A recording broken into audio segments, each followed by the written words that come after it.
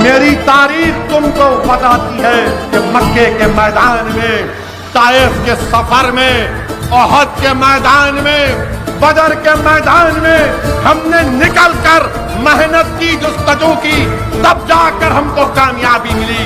याद रखो, दुआ भी करो मगर मैदान अमल में आओ। तुम जब तक मैदान अमल में नहीं आओगे तब तक तुम अपनी दुआओं को भी नहीं आजमा सकोगे। अगर तुम्हारी दुआओं में दम है तो आओ मैदान में। मैं यहाँ पर इसलिए नहीं आया हूँ कि अपनी लीडरशिप को बनाऊं, कि मैं अपनी मकबूलियत में इजाफा कर सकूं। अल्लाह ने मुझे बहुत कुछ दिया है, मैंने सोचा भी नहीं था। मैं तुमको लीडर बनाने आया हूँ, मैं तुम्हारी आवाज को मजबूत बनाने आया हूँ, मैं तुम्हारे इत्तेहाद को मजबूत करने आया हूँ, मैं दिलों को जोड़ने को आया हूँ, मैं आपके दबदबे को बरकरार और उसमें इजाफा करने के लिए आया हूँ। नहीं, हिंदुस्तान के 80 करोड़ आवाम मेरे साथ हैं, आपके साथ पतलीपुत्रा के लोग हैं। मुबारक आपको, आप जीत कर आए। हाँ, अच्छी उम्मीद रखिए मुझसे। सर, यकीनन हिंदुस्तान के अवाम ने फैसला दिया, एक जमहूरी इलेक्शन हुआ और उस इलेक्शन में हिंदुस्तान की अवाम ने भारतीय जनता पार्टी को दोबारा इख्तिदार सौंपा है।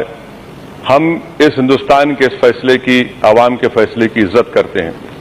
इस इंतखाबात में 3 जो इंतखाबी नतीजे आए वो यकीनन उस बात को दोहराते हैं कि हिंदुस्तान की अवाम ने, अगर अंग्रेजी की इस्तिलाह में कहूं, हिंदुस्तान की अवाम ने एक कॉमनर को कामयाब किया और इलिटिस्ट को नाकाम किया।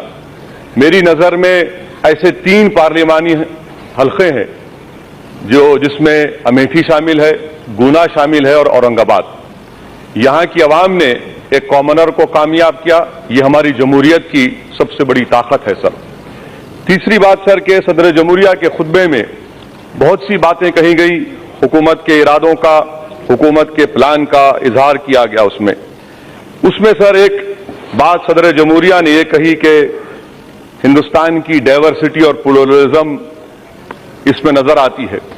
सर, मैं आपको बताना चाहूंगा कि ये जो नतीजे आए, मैं इसकी इज्जत करता हूं, आवाम ने दिया, मगर क्या ये इस ऐवान की डाइवर्सिटी और प्लुरलिज्म की अक्कासी करता है?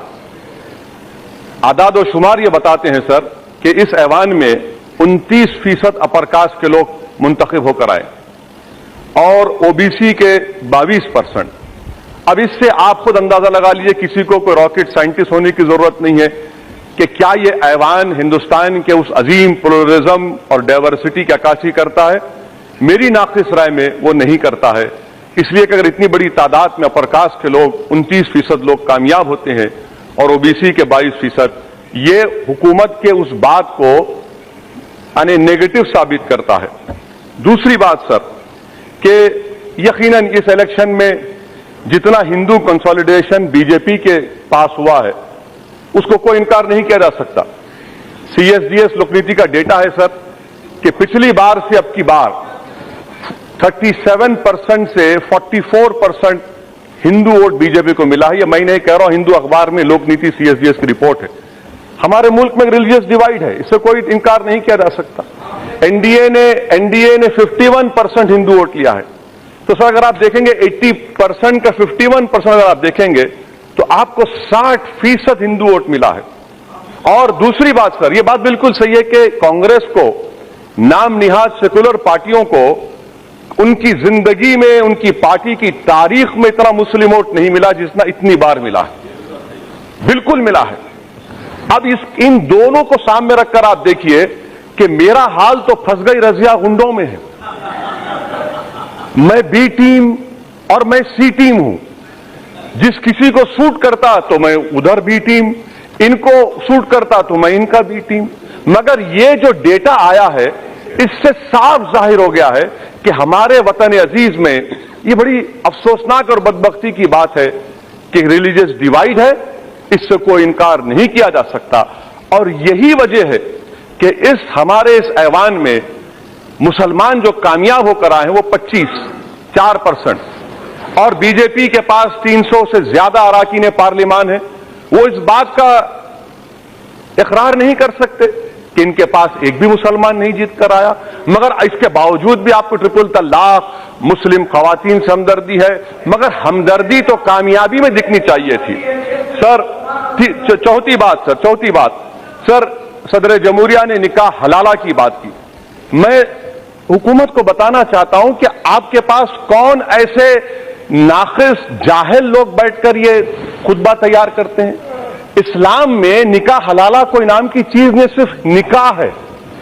और उन काबिल लोगों को बताइए कि सुप्रीम कोर्ट के जजमेंट के बाद जब निकाह टूटता नहीं है तो हलाला कैसे होगा। तो कम से कम जरा अगर मजाक भी करना है जरा अच्छी तरीके से करिए, क्योंकि अब गलती तो इतनी होती है, इतने गलतियां होती हैं, मगर अगर आप सिर्फ हसद की बुनियाद पर, बुग़्ज़ की बुनियाद पर, तंग नजरी की बुनियाद पर ये बातें करेंगे तो मजाक आपका उड़ रहा है। सर बात हुई, प्राइम मिनिस्टर ने बात कही कि सदर जमहूरिया ने कहा कि हम हिंदुस्तान को $5 ट्रिलियन की इकोनॉमी 2024 तक बनाएंगे। इसमें बात हुई सबका विश्वास की कि strong, safe, prosperous and all inclusive India बनाया जाएगा। हम भी चाहते हैं, मुबारकबाद हो आपको, मगर आप मुझे बताइए सर, अगर हर 1 महीने में या 2 महीने में किसी एक मुसलमान को लिंच किया जाएगा, टोपी के नाम पर मारा जाएगा, गाय के गोश्त के नाम पर मारा जाएगा, उसको चोरी के नाम पर मारा जाएगा, उसकी जान को अगर लिया जाएगा, आप बताइए कैसे आप हिंदुस्तान की 2024 तक $5 ट्रिलियन की इकोनॉमी कैसे कर पाएंगे आप? कि आप 14% आवाम को मॉब लिंचिंग के नाम पर मार मार कर $5 ट्रिलियन की इकोनॉमी बना पाएंगे? नहीं बना पाएंगे आप। चौथी बात, मैं सर पांचवी बात, सर ये कामयाबी आपको मिली, मैं आपको मुबारकबाद देता अगर आपकी कामयाबी इंडियन नेशनलिज्म पर होती। वो नहीं हुई, क्योंकि डेटा बता रहा है कि आपकी कामयाबी हिंदू नेशनलिज्म को आपने जो फरोग दिया उसका आपको फायदा मिला। मैं नहीं मानता, मुझे नहीं मालूम कि ईवीएम टैंपर हुए नहीं हुए, मगर मैं ये जरूर कहता हूं और आज भी कह रहा हूं कि 2014 से 19, अब 19 से 24 तक अक्सरियती तबके की, मेजॉरिटेरियन कम्युनिटी के माइंड की आप टैंपर करेंगे। मैं आपसे गुजारिश कर रहा हूं कि इंडियन नेशनलिज्म को अगर आप फरोग देंगे तो मॉब लिंचिंग खत्म हो जाएगी, और मॉब लिंचिंग खत्म करने के लिए इंडियन नेशनलिज्म को मानना पड़ेगा। मगर आप अपनी आइडियोलॉजी से इतना बंधे हुए हैं कि आप उसको तोड़कर निकल ही नहीं सकते। सर बात हुई सर यहां पर सिक्योरिटी की, प्राइम मिनिस्टर ने, प्रेसिडेंट ने सिक्योरिटी के बारे में कहा, यह बात बिल्कुल सही है कि जम्मू कश्मीर में 2005 के बाद अब तक 73 सिक्योरिटी पर्सनल की मौत हुई है, 88 लोकल्स भी मारे गए हैं। सर अब तो आतंकवादी इतना शार्प शूटर मारे हैं कि जो हमारे उत्तर प्रदेश के जो मेजर की मौत हुई, अब वो लोग डायरेक्ट सर पर मार रहे हैं, इतने शार्प शूटर हो चुके हैं वो। सर आप बताइए कि पुलवामा में ब्लास्ट हुआ, कितने इंटेलिजेंस ब्यूरो के, कितने रॉ के ऑफिसर्स को आपने सस्पेंड किया। ये हम भी तो देखें ना सर कि हमारे गिरेबान में अगर कमजोरी है तो कैसे वहां पर बॉम्ब ब्लास्ट हुआ, 150 या 50 किलो ऑडियंस कैसे गया वहां पर। देश जानना चाहता है कि पुलवामा में कितने आईबी के ऑफिसरों को आपने सस्पेंड किया, आप नहीं बता सकते। सर आप ये बताइए कि जम्मू कश्मीर में ये जितने कश्मीर के एमपी जीत कर आए, कितने वोट लिए सर वो? 9,000, 6,000। ये तो हमारे म्युनिसिपल इलेक्शन में हो जाता है। त्राल में एक जगह पर आपने लीड किया असेंबली कांग्रेस, कितने वोट लिए? 400 वोट बीजेपी ने लिए। ये आपकी कामयाबी है जमहूरियत की। मैं आप पर छोड़ता हूं, आप यकीनन, मुझे मालूम कि आप अरस्तुए जमा है। सर मैं खत्म कर रहा हूं सर मैं खत्म कर रहा हूं। अमेरिका के पास आ जाइए सर, आप अमेरिका के पास आ जाइए सर। हमारे वजीर आजम ने डोनाल्ड ट्रंप से बहुत गले मिले, ऐसा लग रहा था कि ईद और बकरीद दोनों के गले मिल रहे हैं, बगैर बगलगीर हुए। मगर ट्रंप ने हमको क्या दिया? ट्रंप ने कह दिया कि S-400 मिसाइल नहीं ले सकते रशिया से। ट्रंप कह रहा है कि 5G टेक्नोलॉजी चीन से नहीं ले सकते। ट्रंप कह रहा है कि ईरान से ऑयल नहीं ले सकते। ट्रंप कह रहा है कि आप डेटा नहीं रख सकते। ट्रंप कह रहा है कि हार्ले डेविडसन मोटरसाइकिल आप फ्री में लेकर आइए। सर मुझे यकीन है कि आपका 56 इंच का सीना है, ट्रंप से क्यों डर रहे हैं आप? अरे लात मारिए ट्रंप को। हम ईरान से ऑयल खरीदिए, 2,500 करोड़ का बोझ हिंदुस्तान के अवाम पर आए द्वारा आप ऑयल नहीं खरीदे ईरान से। सबसे सस्ता ऑयल ईरान से मिलता है। इस देश को जरूरत है रशिया के 100 मिसाइल्स की। अतराफ के पड़ोसियों से खतरा है। कौन अमेरिका हमको बताएगा कि सर मैं खत्म कर रहा हूं, सर खत्म कर सर।